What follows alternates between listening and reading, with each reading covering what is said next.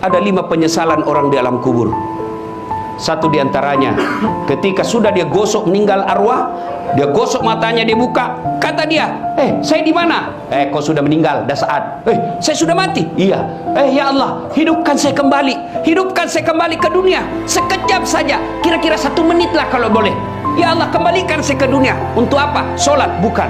Puasa? Bukan. Haji? Bukan. Saya hanya ingin berkata, ya Allah, semua hartaku aku sedekahkan fisabilillah.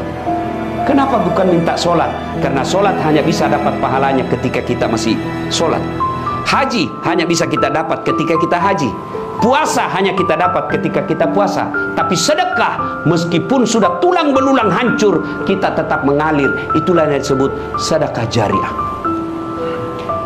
Keliru Bapak Ibu yang Allah kasih rezeki, Bapak tidak bersedekah. Keliru. Dan alhamdulillah, makin bersedekah Allah makin ganti. Maka almarhum almarhumah insya Allah lapang kuburnya karena ada sedekah beliau. Yang ketiga, yang akan menolong kita di alam kubur adalah ilmu yang bermanfaat. Almarhum almarhumah, beliau suami istri, tokoh pendidikan, itulah ilmu yang bermanfaat. Ketika diajarkan ilmu hukum kepada mahasiswanya, diajarkan tentang keadilan, lalu anak mahasiswanya menjadi pengacara yang membela dan menegakkan keadilan, selama itu juga amal-amal akan mengalir. Maka karena itu, ibu bapak kalau dapat konten-konten dakwah, jangan berhenti di grup, jangan berhenti di HP bapak, sebarkan. Bapak punya 10 grup WhatsApp, satu grup 100 orang, kirim, 1000 orang yang terima.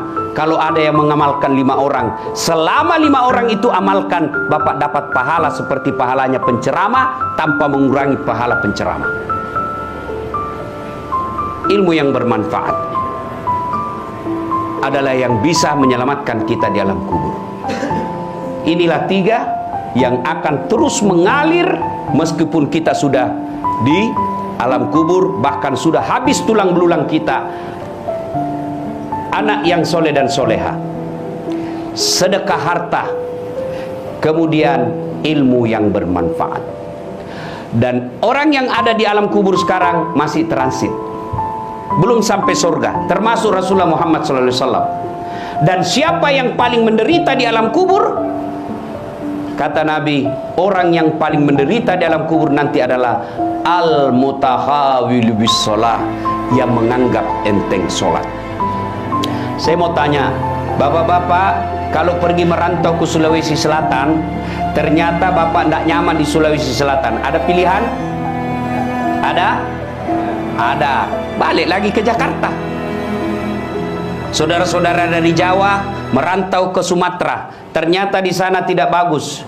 Ada pilihan? Ada. Balik lagi ke Jawa. Mangan orang mangan, yang penting ngumpul. Iya. Iya toh? Bapak-bapak kalah pil caleg, ada pilihan? Kalah pilpres, ada pilihan? Ada. Tunggu lagi 5 tahun yang akan datang, kita tanding lagi. Ya, tidak disenang sama gubernur, ada pilihan? Ada. Apa? Pensiun dini. Selesai urusan, biar ada di situ kita lewat. Bukan lagi gubernurku. Iya kan? Ibu-ibu, suami cerewet, suami kasar, ada pilihan bu? Ada. Pulangkan saja aku pada ibuku atau ayahku. Selesai. Ya, bapak-bapak punya istri cerewet, ngamuk aja kerjanya, nggak tahu menghargai suami. Ada pilihan?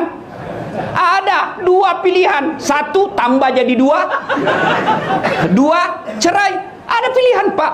Maknanya bapak menderita di dunia masih ada pilihan. Dan tidak ada orang menderita di dunia dari bangun sampai tidur sampai bangun lagi menderita 24 jam. Tidak, pasti ada senyum-senyumnya. Tapi kalau bapak masuk kubur, ada pilihan? Ibu-ibu masuk kubur, ada pilihan? Nggak nyaman pertanyaannya, keluar dulu. Begitu bapak keluar, viral satu dunia pak.